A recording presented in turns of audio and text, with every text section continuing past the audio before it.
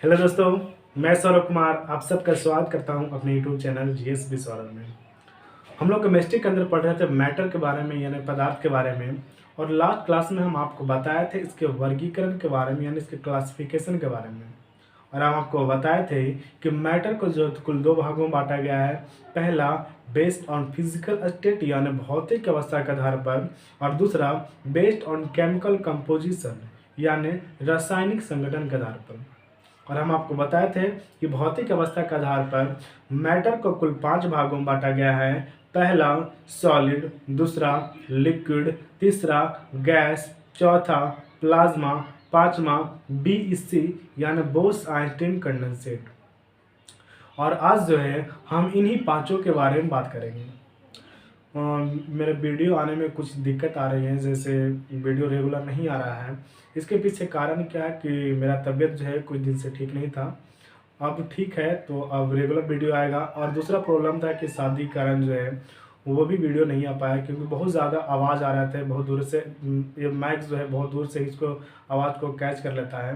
तो माइक भी जब माइक पे हम चेंज कर देंगे, जब माइक चेंज करेंगे तो कितना भी शोरगुल कहीं भी कुछ होते रहेगा, तो उसके लिए डिस्टर्ब नहीं होंगे हम लोग।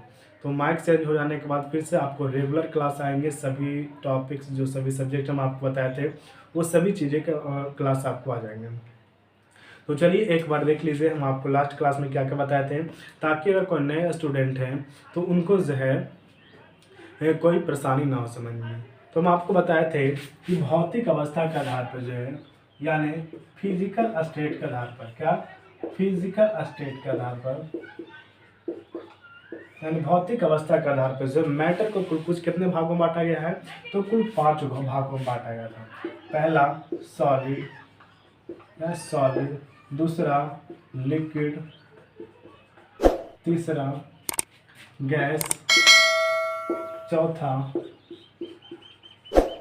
प्लाज्मा, और पांचवा बीईसी, क्या बीईसी यानी बोस आइंस्टीन कंडेंसेट। और हम आपको एक चीज और लास्ट में बताए थे, हम आपको बताए थे कि मैटर्स होते हैं यानी जो पदार्थ होते हैं वह छोटे छोटे मॉलिक्यूल्स यानी छोटे छोटे अणुओं से मिलकर बने होते हैं। और मॉलिक्यूल्स जो होते हैं यानी जो अणु होते हैं वो छोटे छोटे एटम्स यानी छोटे छोटे परमाणुओं से मिलकर बने होते हैं। ये सारे बातें हम आपको लास्ट में बताए थे। और एटम्स और मॉलिक्यूल्स के कुछ पॉइंट्स जो बनते थे वो भी हम आपको लास्ट में लिखाए थे। हम अभी आपको लिख के बताते हैं, क्योंकि ये जो है यहाँ से भी आपको क्वेश्चन पूछे जाते हैं तो अब आपको याद हो जाए। हम आपको बताए थे, इसमें बताए थे हम आपको एटम्स और मॉलिक्यूल्स के बारे में। एटम्स परमाणु और क्या मॉलिक्यूल्स यानी अणु। हम आपको बताए थे इसमें कि एटम्स जो होता है यानी परमाणु जो होता है वो सबसे स्मॉलेस्ट पार्टिकल होता है। क्या होता है? सबसे छोटा कण होता है। ये कैसा होता है? ये सबसे स्मॉलेस्ट पार्टिकल है। और मॉलिक्यूल्स से कैसा है? तो वो छोटा पार्टिकल है यानी स्मॉलर पार्टिकल है।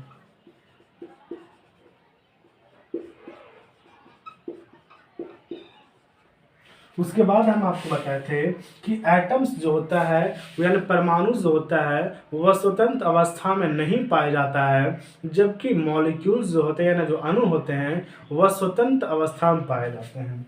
क्या ये जो एटम होता है वह इंडिपेंडेंट अवस्था में नहीं पाया जाता है, मॉलिक्यूल्स इंडिपेंडेंट अवस्था में पाया जाता है। उसके बाद हम आपको बताए थे कि एटम्स जो होते हैं यानी परमाणु जो होते हैं वह रासायनिक अभिक्रिया में भाग लेते हैं यानी participate in chemical reaction, but molecules are not participate in chemical reaction. यानी मॉलिक्यूल्स जो होते हैं वह रासायनिक अभिक्रिया में भाग नहीं लेते हैं। Atoms participate in chemical reaction, chemical reaction. और मॉलिक्यूल्स की बात करें तो molecules do not participate in chemical reaction, chemical reaction. ये बातें हो गई, ये सारे बातें हम आपको लास्ट में बताए थे। तो देख लीजिए आपको यहाँ पे किस तरह से क्वेश्चन पूछ सकता है। यदि आपसे पूछे कि एटम्स और मॉलिक्यूल्स में कौन सबसे स्मॉलेस्ट पार्टिकल है, तो हम अभी आपको बताया सबसे स्मॉलेस्ट पार्टिकल कौन होता है, तो वो होता है एटम। और यदि आपसे पूछे कि एटम्स और मॉलिक्यूल्स यानी अणु और परमाणु में जो है कौन स्वतंत्र अवस्था में पाया जाता है, तो अगर पूछेगा स्वतंत्र अवस्था में पाया जाता है तो मॉलिक्यूल्स जो होते हैं वह स्वतंत्र अवस्था में पाए जाते हैं, जबकि एटम्स जो होते हैं वह स्वतंत्र अवस्था में नहीं पाए जाते हैं। और यदि आपसे क्वेश्चन पूछे कि एटम्स और मॉलिक्यूल्स में जो है कौन रासायनिक अभिक्रिया में भाग लेता है, तो एटम्स जो होते हैं यानी जो परमाणु जो होते हैं वह रासायनिक अभिक्रिया में भाग लेते हैं, जबकि मॉलिक्यूल्स जो होते हैं यानी जो अणु होते हैं वह रासायनिक अभिक्रिया में भाग नहीं लेते हैं। ये दो तीन पॉइंट्स आपको यहाँ पे याद रखने हैं। और अभी हम आपको क्या बताएं कि यानी मैटर्स होते हैं यानी जो पदार्थ होते हैं वह इन्हीं मॉलिक्यूल्स यानी इन्हीं अणुओं से क्या होते हैं मिलकर बने होते हैं। तो चलिए अब हम बात करते हैं उसके बारे में। इसमें तो कल आप लिखे होंगे, ये तो बातें हो गई कल की। और अभी जो हम आपको क्या बताएं कि मैटर्स किससे मिलकर बना है, तो वो मॉलिक्यूल से मिलकर बना है। मान लीजिए कोई मैटर है और इसके अंदर जो है ये मॉलिक्यूल्स है। मॉलिक्यूल्स तो बहुत सारे होते हैं, लेकिन हम आपको यहाँ कुछ दिखाने के लिए लिखे हैं दो। ये जो मॉलिक्यूल्स जो होते हैं मैटर के अंदर पदार्थ के अंदर, ये क्या करते हैं, वो एक दूसरे पर बल लगाते हैं, फोर्स लगाते हैं। और ये जो फोर्स लगाते हैं, ये जो बल लगाते हैं वो कहलाता है इंटरमॉलिक्यूलर फोर्स। क्या कहलाता है, इंटरमॉलिक्यूलर फोर्स। इंटरमॉलिक्यूलर फोर्स यानी अंतराण्विक बल। क्या, अंतराण्विक बल। और आप लोग जानते हैं कि इंटरमॉलिक्यूलर फोर्स यानी अंतराण्विक बल जो कितने प्रकार का होता है, दो प्रकार के। पहला फोर्स ऑफ अट्रैक्शन यानी आकर्षण बल, और दूसरा फोर्स ऑफ रिपल्सन यानी विकर्षण बल। कैसा होता है, दो प्रकार का। एक होता है फोर्स ऑफ अट्रैक्शन। क्या, force of attraction.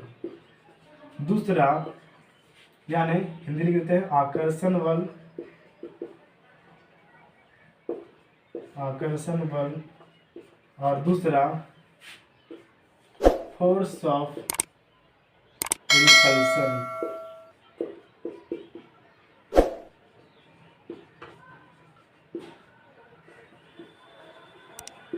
Force of repulsion यानी विकर्षण बल। और ये जो फोर्स ऑफ अट्रैक्शन होते हैं यानी जो आकर्षण बल होते हैं वो मॉलिक्यूल्स को अपनी ओर क्या करते हैं, खींचते हैं। क्या करते हैं मॉलिक्यूल्स को, ये जो है मॉलिक्यूल्स को जो है अपनी ओर खींचते हैं। और ये जो रिपल्सन बल होते हैं यानी ये जो फोर्स ऑफ रिपल्सन जो होते हैं यानी विकर्षण बल जो होता है वह मॉलिक्यूल्स को जो है अपने से क्या करते हैं, दूर ले जाते हैं। यानी क्या करते हैं, इसको अपने क्या करते हैं, अट्रैक्ट नहीं होते, क्या करते हैं, अपने से उसको दूर भेजते हैं। और अब हम लोग देखेंगे कि सॉलिड लिक्विड गैस में जो है ये दोनों फोर्स किस तरह से काम करते हैं, क्योंकि वहाँ से भी आपके क्वेश्चन बनते हैं। इसको आप लिख लीजिए, हम इसको मिटा देते हैं तब तक।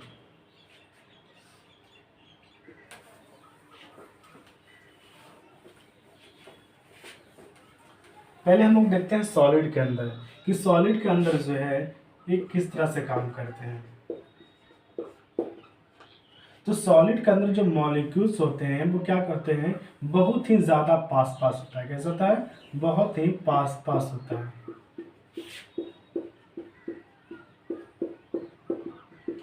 मॉलिक्यूल्स जो होते हैं सॉलिड के अंदर क्या होता है, बहुत ही पास पास होता है।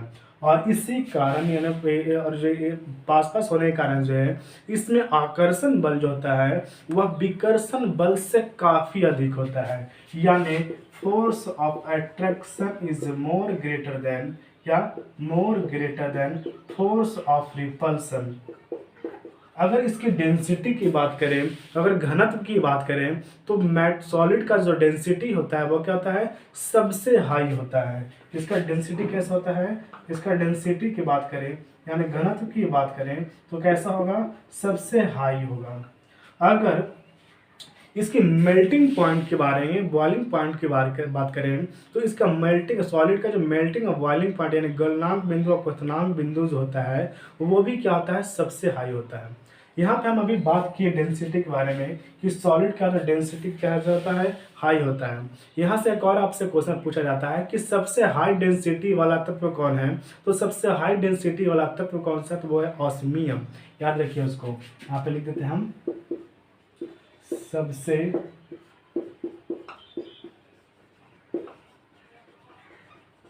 सबसे हाई डेंसिटी वाला तत्व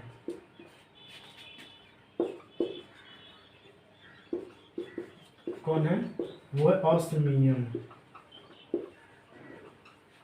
और यहाँ से एक और क्वेश्चन आपसे पूछेगा कि डेंसिटी को मापने वाले यंत्र को क्या कहते हैं, यानी घनत्व के मापने वाले यंत्र को क्या कहते हैं, तो उसको कहा जाता है पिकोनोमीटर। क्या कहता है, पिकोनोमीटर। डेंसिटी मापने वाला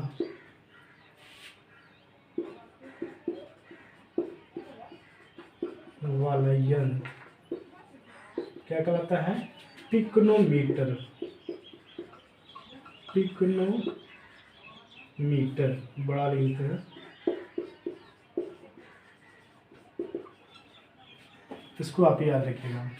अब बात करें तो हम लोग मेल्टिंग पॉइंट इसका बॉइलिंग पॉइंट के बारे में। तो इसका मेल्टिंग पॉइंट और बॉइलिंग पॉइंट कैसा होगा, तो हाई होगा। अगर हम लोग इसकी वॉल्यूम की बात करें यानी जब आयतन की बात करें तो इसका आयतन कैसा होगा, डिफिनिट होगा। स्वाभाविक है, जैसे मान लीजिए जो मार्कर है वो क्या है, सॉलिड है। अगर हमको इसको जो है किसी दूसरे चीज़ में डाल दें तो क्या होगा, इसका आयतन घट जाएगा, इसका वॉल्यूम घट जाएगा, नहीं। यानी इसका जो ठोस सॉलिड का जो वॉल्यूम होता है यानी आयतन होता है वो कैसा होता है, वो डिफिनिट होता है। और इसके वॉल्यूम कैसा होता है, डिफिनिट।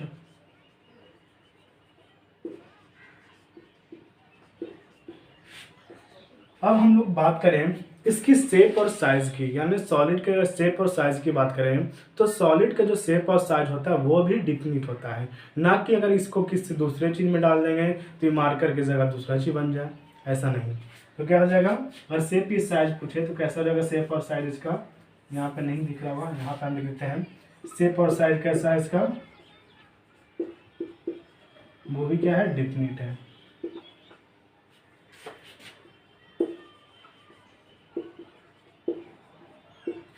इसको याद रखिए। ये तो बात होगी सॉलिड की या ठोस की। अब बात करते हैं लिक्विड की। तो लिक्विड के अंदर क्या क्या होता है, इसको आप लिख लीजिए या स्क्रीनशॉट ले लीजिए।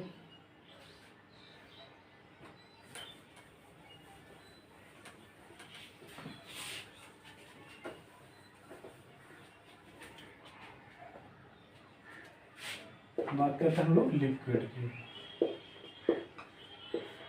तो लिक्विड के अंदर जो मॉलिक्यूल्स होते हैं वो थोड़े दूर दूर होते हैं, क्या होते हैं, दूर दूर होते हैं।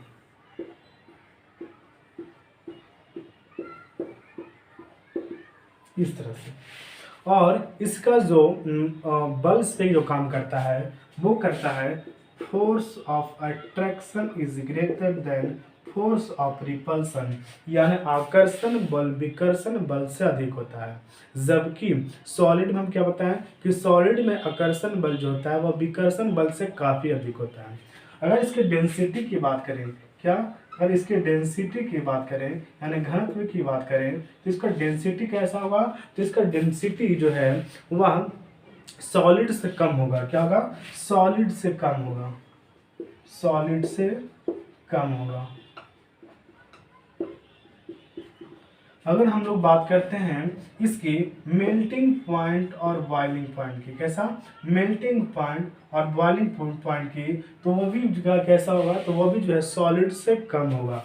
कैसा होगा, सॉलिड से कम होगा। उसके बाद हम आपको बताया तो उसमें वॉल्यूम के बारे में, उसका वॉल्यूम यानी सॉलिड का वॉल्यूम कैसा होता है, तो डिफिनिट होता है। जबकि लिक्विड का जो वॉल्यूम है वो भी डिफिनिट होता है, लेकिन लिक्विड का शेप और साइज जो इनडिफिनिट होता है। अगर मान लीजिए आपके पास अगर एक ग्लास वाटर है वाटर है, तो उसको आप किसी भी चीज़ में डाल दीजिए, किसी भी इक्विपमेंट में आप डाल दीजिए, जो जितना आपका 100 ml अगर वाटर है तो किसी भी चीज़ में डालिए तो 100 ml ही रहेगा। यानी इसका जो आयतन होगा, इसका जो वॉल्यूम होगा वो कैसा होगा, वो होगा डिफिनिट। अगर वॉल्यूम की बात करें तो वॉल्यूम कैसा होगा, वो होगा डिफिनिट। लेकिन अगर इसकी शेप और साइज की बात करें, लिक्विड के और शेप और साइज की बात करें, तो इसका जो शेप और साइज हो जाएगा कैसा होगा, वो हो जाएगा इनडिफिनिट। कैसा हो जाएगा, इनडिफिनिट। क्यों, अगर आप जो है एक गिलास वाटर लीजिए, सॉरी एक गिलास वाटर लीजिए और आप उसको जो है किसी दूसरे क्या करिए ट्यूब में डालिए ना, अगर इसको बॉटल में डालिए तो वो बॉटल का शेप ले लेगा, अगर आप उसको कटोरा में डालिए तो वो कटोरा का शेप ले लेगा, अगर लिक्विड का पानी ज़मीन पे डाल दीजिए वो ज़मीन का शेप ले लेगा।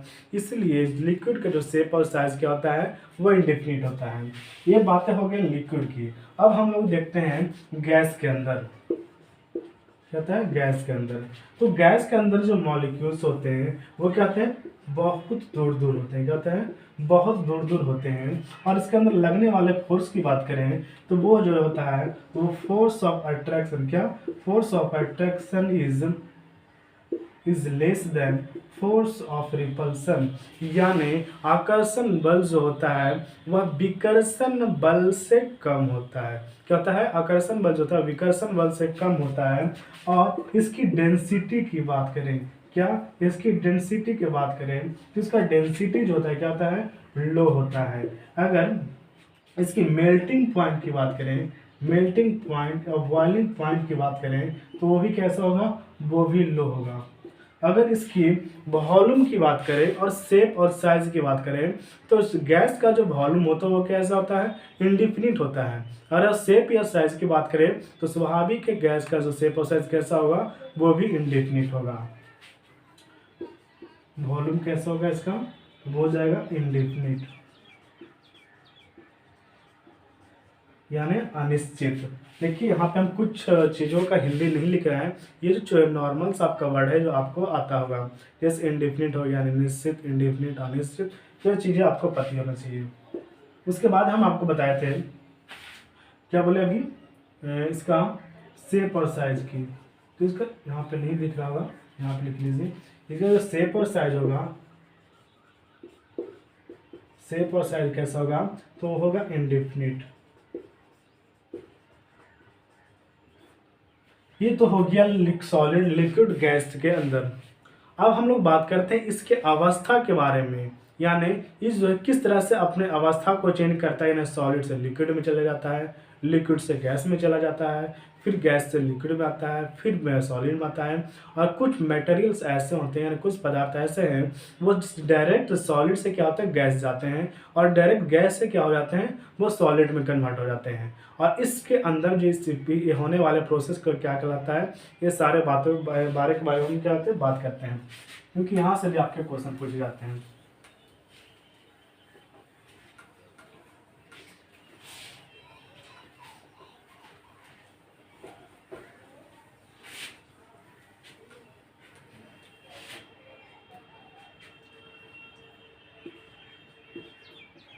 Gas, solid, liquid. तो देखिए अगर मान लिया जाए कोई सॉलिड है या कोई ठोस है, मान लीजिए यहाँ पे मान लेते हैं क्या, कोई बर्फ है, क्या है, बर्फ है। तो बर्फ को एक क्या करिए, आप एक टेम्परेचर दीजिए, क्या करिए, उसको एक टेम्परेचर दीजिए। और जब टेम्परेचर आप उसको देते रहिएगा तो एक ऐसा पार्टिकुलर टेम्परेचर आएगा कि सॉलिड जो है, जो बर्फ है, जो सॉलिड में बर्फ है, वो क्या हो जाएगा, वो लिक्विड में बदलना स्टार्ट हो जाएगा, यानी क्या हो जाएगा, वो पानी में बदल जाएगा। क्या करिए, इसको सॉलिड को क्या करिए, टेम्परेचर दीजिए। और हम क्या बताएं कि एक ऐसा पार्टिकुलर टेम्परेचर आएगा जो सब क्या हो जाएगा, आइस क्या हो जाएगा, वो वाटर में बदल जाएगा, यानी लिक्विड में बदल जाएगा। और इस प्रोसेस को कहा जाता है मेल्टिंग। क्या कहता है, इस प्रोसेस क्या कहता है, इस प्रोसेस को कहा जाता है मेल्टिंग, यानी गलनीकरण। क्या, गलनीकरण। और ये जिस पर्टिकुलर टेम्परेचर पे होता है उसे कहा जाता है मेल्टिंग पॉइंट। क्या कहता है, उसे कहा जाता है मेल्टिंग पॉइंट, यानी गलनांक बिंदु, क्या, मेल्टिंग पॉइंट यानी गलनांक बिंदु। और जब हम लिक्विड को एक टेम्परेचर देते रहते हैं, क्या कहते हैं, टेम्परेचर देते रहते हैं, और एक ऐसा पार्टिकुलर टेम्परेचर आता है जब लिक्विड जो किस में कन्वर्ट हो जाता है, तो वो कन्वर्ट हो जाता है गैस में, क्या होता है, गैस में कन्वर्ट हो जाता है। और इस प्रोसेस को कहा जाता है वाटर वेपर, क्या कहता है, वाटर वेपर, वाटर वेपर यानी जल वाष्प, हिंदी लिख लीजिए, क्या होता है, जल वाष्प। और यह जिस पार्टिकुलर टेम्परेचर पे होता है उसको कहा जाता है बॉइलिंग पॉइंट यानी क्वथनांक बिंदु। क्या कहा जाता है इसको, इसको कहा जाता है बॉइलिंग पॉइंट, और हिंदी क्या है इसको, क्वथनांक बिंदु। इसके बारे में हम चलते फिर से बात करते हैं, आप इसको सिर्फ देखिए कि क्या क्या उसका नाम पड़ता है। और हम आपको बताया था कि कुछ मटेरियल्स ऐसे होते हैं जो कहते हैं कि हमको इतना लंबा प्रोसेस नहीं जाना है, हमको सॉलिड से लिक्विड नहीं जाना है, लिक्विड से हमको गैस में नहीं जाना है, हमको जो है सीधे सॉलिड से कहाँ जाना है, हमको गैस में कन्वर्ट होता है। तो ऐसे पदार्थ जो है वह सब्लिमेट मटेरियल कहलाते हैं। क्या कहते हैं, सब्लिमेट मटेरियल यानी ऊर्ध्वपातित पदार्थ। क्या कहते हैं, सब्लिमेट मटेरियल, सब्लिमेट मटेरियल, ऊर्ध्वपातित पदार्थ। और इस प्रोसेस को जो कहा जाता है वो कहा जाता है सब्लिमेशन। क्या कहता है, इस प्रोसेस को कहा जाता है सब्लिमेशन यानी ऊर्ध्वपातन।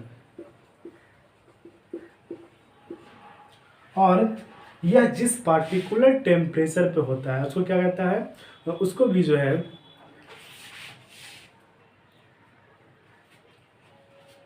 और यह जिस पार्टिकुलर टेम्परेचर होता है उससे सब्लिमेशन पॉइंट ही कहा जाता है, ऊर्ध्वपातित बिंदु ही कहा जाता है। उसके बाद जो है क्या होता है कि देखिए जब हम टेम्परेचर को बढ़ा रहे हैं तो क्या हो रहा है, सॉलिड से लिक्विड में जा रहा है, लिक्विड से गैस में जा रहा है। लेकिन जब हम टेम्परेचर को घटाएंगे तो क्या हो जाएगा, गैस किस में बदल जाएगा, पहले लिक्विड में बदलेगा, लिक्विड किस में बदल जाएगा, वो बदल जाएगा सॉलिड में। तो इस प्रोसेस को क्या कहा जाता है, तो देखिए जब हम किसी पार्टिकुलर टेम्परेचर को क्या करेंगे, घटाएंगे। क्या करेंगे, जब टेम्परेचर को हम घटाएंगे तो क्या हो जाएगा, एक ऐसा पार्टिकुलर टेम्परेचर आएगा कि गैस जो है किस में बदल जाएगा, वह लिक्विड में बदल जाएगा। किस में बदल जाएगा, लिक्विड में बदल जाएगा। और यह घटना जो है यानी यह प्रोसेस जो है क्या कहलाता है, तो यह प्रोसेस कहलाता है कंडेंसेशन यानी संघनन। क्या कहलाता है, कंडेंसेशन यानी संघनन, होता है कंडेंसेशन यानी संघनन। और यह जिस पार्टिकुलर टेम्परेचर पर होता है उसको कहा जाता है ड्यू पॉइंट। क्या, ड्यू पॉइंट यानी उष्मांक बिंदु, ड्यू पॉइंट यानी उष्मांक बिंदु। उसके बाद जो है जब हम उसी को क्या करेंगे, एक पार्टिकुलर टेम्परेचर को घटाते जाएंगे, घटाते जाएंगे, घटाते जाएंगे, और एक ऐसा पार्टिकुलर टेम्परेचर आएगा कि लिक्विड जो है वह किस में कन्वर्ट हो जाएगा, ये लिक्विड जो है वह किस में कन्वर्ट हो जाएगा, तो वो कन्वर्ट हो जाएगा सॉलिड में। तो इस प्रोसेस को कहा जाता है फ्रीजिंग यानी हिमीकरण। क्या कहलाता है, फ्रीजिंग, फ्रीजिंग यानी हिमीकरण। और यह जिस पार्टिकुलर टेम्परेचर पर होता है उसको कहा जाता है फ्रीजिंग पॉइंट। क्या, फ्रीजिंग पॉइंट, फ्रीजिंग पॉइंट यानी हिमांक बिंदु। क्या कहता है, हिमांक बिंदु। और यहाँ भी सेम प्रोसेस होता है, जो डायरेक्ट सॉलिड से लिक्विड में गैस में जो बदलता है वह फिर से जो है वह सॉलिड से किस में बदल जाता है, गैस से जो किस में बदल जाएगा, वो सॉलिड में बदल जाएगा। कब, जब इसको टेम्परेचर को हम क्या करेंगे, घटाएंगे। यहाँ हम क्या कर रहे थे, टेम्परेचर को बढ़ा रहे थे। जब हम टेम्परेचर को घटाएंगे तो किस में बदल जाएगा, वो सॉलिड से सॉरी गैस से किस में बदल जाएगा, सॉलिड में। और इस प्रोसेस को कहा जाता है डिपोजिशन। क्या कहता है, इस प्रोसेस को क्या कहता है, इस प्रोसेस को जो कहा जाता है वो कहा जाता है डिपोजिशन यानी विघटन। क्या, विघटन। तो ये तो बातें हो गए कि अवस्था में किस तरह बदलता है। तो इसके बाद समझ लीजिए, हम इसके फिर आगे बात करते हैं। यदि आपसे क्वेश्चन पूछे कि सॉलिड से लिक्विड में बदलने वाले प्रोसेस को क्या कहा जाता है, तो उसको क्या कहा जाता है, तो उसको कहा जाता है मेल्टिंग यानी गलनीकरण। और या किस पार्टिकुलर जिस पार्टिकुलर टेम्परेचर पे होता है उसको क्या कहता है, तो उसे क्या कहता है, उसको कहा जाता है मेल्टिंग पॉइंट। अब बात करते हैं यहाँ, अगर आपसे पूछे कि लिक्विड से जो है गैस से बदला जाता है किसी चीज को, तो उस प्रोसेस को क्या कहा जाता है, तो उस प्रोसेस को कहा जाता है क्वथनांक बिंदु। क्या? क्वथनांक बिंदु यानी बॉइलिंग पॉइंट। और यदि आपसे क्वेश्चन पूछे कि अगर हम किसी कोई मैटर है जो क्या कर रहा है कि सॉलिड से जिसको सीधे कहा जिसमें कन्वर्ट हो रहा है वो गैस में कन्वर्ट हो रहा है, तो इस प्रोसेस को क्या कहा जाता है, तो इस प्रोसेस को कहा जाता है सब्लिमेशन यानी उधर्वपातन। यहाँ पे एग्जांपल हम आपको बताते हैं, देख लीजिए यहाँ पे और है। उसके बाद हम आपको क्या बताएं कि हाँ से क्या, अगर हम टेम्परेचर को बढ़ा रहे हैं, यदि हम टेम्परेचर को घटाते हैं तो क्या होता है, तो क्या हम आपको बताए थे कि यदि टेम्परेचर को हम घटाते हैं यानी जो हमको क्या करना है, गैस से लिक्विड में आना है।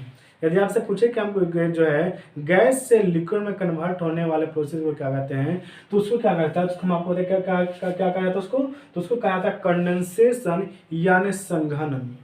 और इस जिस पार्टिकुलर टेम्परेचर पर यह काम होता है उसको क्या कहता है, तो उसको कहा जाता है ड्यू पॉइंट यानी उष्मांक बिंदु। और देखिए यहाँ पे अगर किसी पार्टिकुलर टेम्परेचर को हम घटाते जाएंगे तो ऐसा पार्टिकुलर टेम्परेचर आएगा जहाँ पे लिक्विड जो किस में कन्वर्ट हो जाएगा, तो वो कन्वर्ट हो जाएगा सॉलिड में। तो उसको क्या कहा जाता है, तो उसको कहा जाता है फ्रीजिंग यानी हिमीकरण। और ये जिस पार्टिकुलर टेम्परेचर पर होता है उसको क्या कहता है, तो उसको कहा जाता है फ्रीजिंग पॉइंट यानी हिमांक बिंदु। और यहाँ पे हम आपको बताए थे कि क्या हो जाएगा, यहाँ पे कोई कहे कि हमको जो गैस से किस में जाना है, सॉलिड में कन्वर्ट होता है, तो इस प्रोसेस को क्या कहा जाता है, तो इस प्रोसेस को कहा जाता है डिपोजिशन यानी विघटन। अब यहाँ पे हम आपको एग्जाम्पल्स बताते हैं कि ये जो उदरपादित पदार्थ हैं, यहाँ से क्वेश्चन पूछ जाता है कि उधर कौन सा जो उदरपादित पदार्थ है यानी कौन सब्लिमेट मटेरियल है। तो इसका जो सबसे अच्छा उदाहरण है वो है आपका कैफर। कौन? कैफर यानी कपूर। क्या? कपूर। यदि आपसे कैफर का सूत्र पूछे तो कैफर का सूत्र क्या होता है, तो कैफर का सूत्र होता है C10H16O। क्या? C10H16O, इसको याद रखिएगा। दूसरा एग्जाम्पल लीजिए। जो दूसरा एग्जाम्पल आप इसको याद रखिएगा, वो रखिए अमोनियम क्लोराइड। कौन सा है? अमोनियम क्लोराइड यानी NH4Cl। क्या? NH4Cl, इसको क्या कहता है, अमोनियम क्लोराइड। उसके बाद याद रखिएगा एग्जाम्पल क्या था, ये आइस, ड्राई आइस यानी सूखा बर्फ। ड्राई आइस यानी सूखा बर्फ यानी CO2 यानी कार्बन डाइऑक्साइड। तो ये चीज़ें हम आपको यहाँ पे याद रखनी है। तो ये तो हो गया आपका अवस्था परिवर्तन कि किस तरह से अवस्था परिवर्तन होता है। यहाँ पे एक दूसरी हम आपको बताना भूल गए कि जो हमारे बादल होते हैं वह किस फॉर्म में होते हैं, तो वो भी जो है कंडेंसेशन फॉर्म में बदलते हैं। क्या किससे क्रिएट होता है, तो वो किससे बनता है, कंडेंसेशन फॉर्म में बनता है यानी संघनन अवस्था में बनता है। और जो हमारे जो बादल में जो क्या होता है, जो वहाँ वर्षा जो होती है उसका जो क्या होता है, देखते हैं कि बादल जो है किसमें रखता है, तो वो रखता है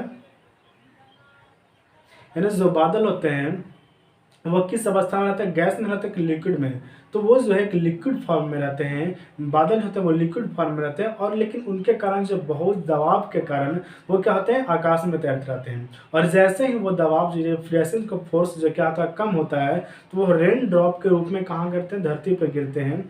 और और जानते हैं कि जो वर्षा की जो बूंदे होते हैं वो उसका जो शेप कैसा होता है, तो उसका शेप होता है स्फेरिकल यानी गोलीय। और यह किस कारण से होता है, तो वो होता है सरफेस टेंशन यानी पृष्ठ तनाव के कारण। इस सब के बारे में बात हम लोग फिजिक्स में अच्छे तरह से करेंगे। यहाँ पे बात आ गया तो वहाँ पे आपको बताते हैं, तो उसके बारे में आपको लिख देते हैं, तब तक आप इसको लिखिए।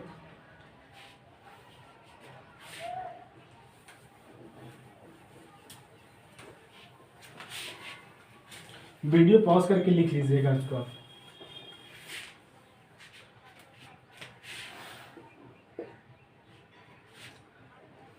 क्लाउड का निर्माण या बादल का निर्माण इसमें होता है, वो होता है कंडेंसेशन फॉर्म में। किसमें? कंडेंसेशन फॉर्म में, यानी संघनन अवस्था,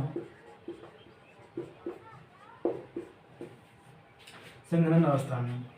उसके बाद हम आपको बताए थे रेन ड्रॉप के बारे में कि रेन ड्रॉप का शेप कैसा होता है। रेन ड्रॉप का क्या था, शेप कैसा होता है? तो रेन ड्रॉप का जो शेप कैसा होता है, उसका जो शेप कैसा होता है, स्फेरिकल। कैसा होता है? स्फेरिकल। स्फेरिकल। और यह किस कारण से होता है? तो ये होता है सरफेस टेंशन के कारण। किस कारण होता है? होता है सरफेस टेंशन के कारण। सरफेस टेंशन के कारण, यानी पृष्ठ तनाव। किसके कारण? पृष्ठ तनाव के कारण। और हम अभी आपको बता रहे थे सब्लिमेट मटेरियल के बारे में कि सब्लिमेट मटेरियल में उत्पादित पदार्थ ऐसा है जो क्या होता है, डायरेक्ट सॉलिड से किस में कन्वर्ट होता है, गैस में कन्वर्ट होता है। तो इसको याद रखिएगा, यानी जो डायरेक्ट सॉलिड से गैस में कन्वर्ट होते हैं उसे